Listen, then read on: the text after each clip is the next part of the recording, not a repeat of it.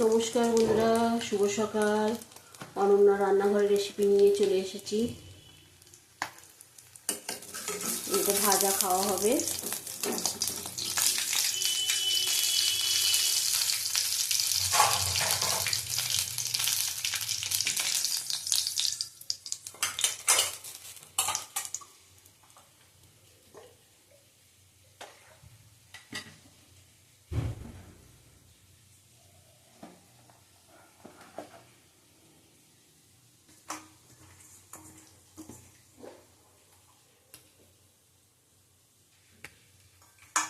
এবার পাবদা মাছ করব।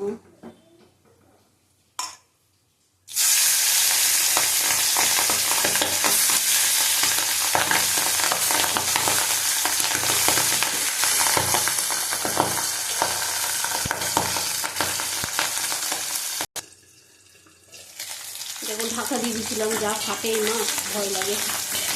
তুলে নেবো।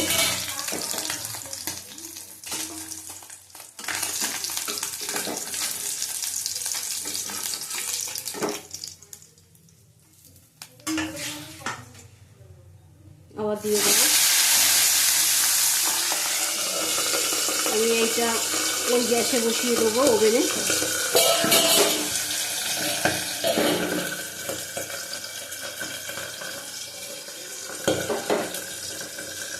এটার মধ্যে তরকারিটা বসিয়ে দেবো, এটার মধ্যে মাছটা ভাজা হোক।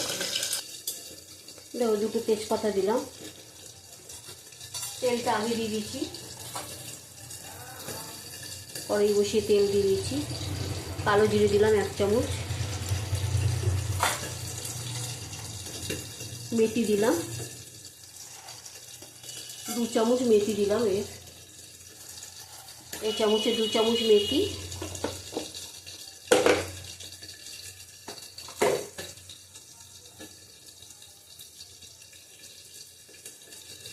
দেবো আলুটা।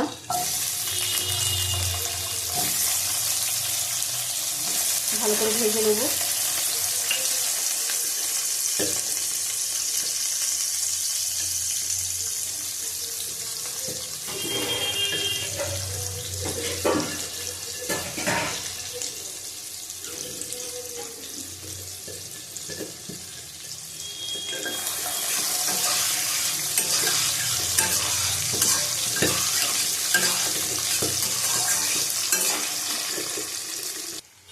এবার আমি ছোটো কড়াইতে নিয়ে নিচ্ছি। মাছ ভাজা হয়ে গেছে আমাদের, সব মাছ ভাজা হয়ে গেছে।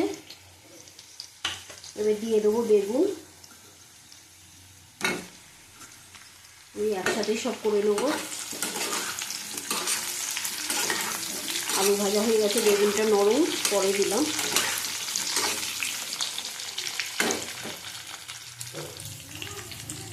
তারপর 4টে লঙ্কা দেবো চিড়ে।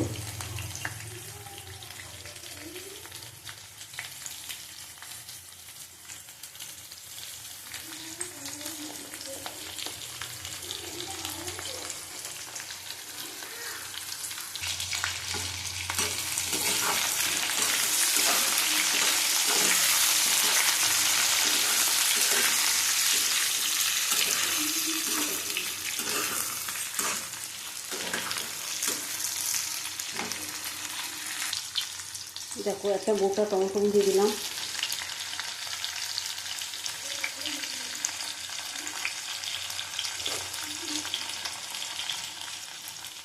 আদা দিলাম 1 চামচ।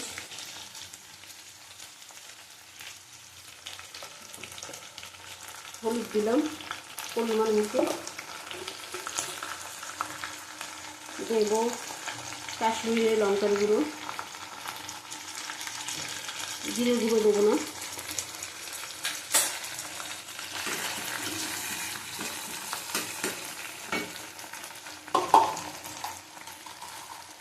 দেবো নুন পরিমাণ মতো। আঁচ বাড়িয়ে কষিয়ে নেবো, নাহলে বেগুনগুলি ঘেটে যাবে।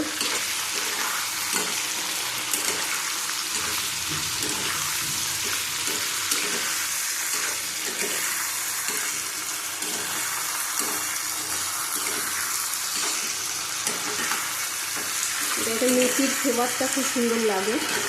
এই জিরে গুঁড়ো দিলাম না।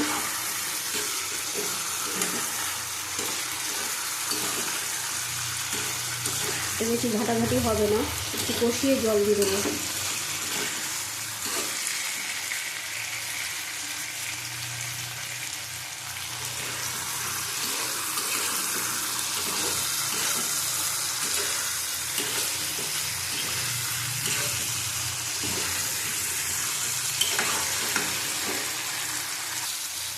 দেখো জল দেবো পরিমাণ মতন, বেশি জল হবে না, অল্প জল দেবো।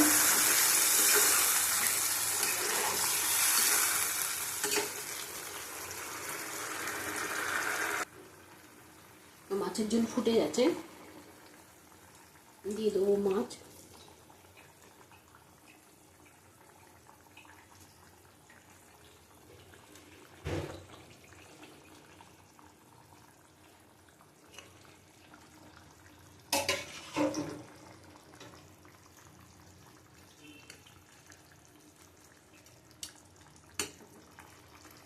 গা মাখা মাখা হবে।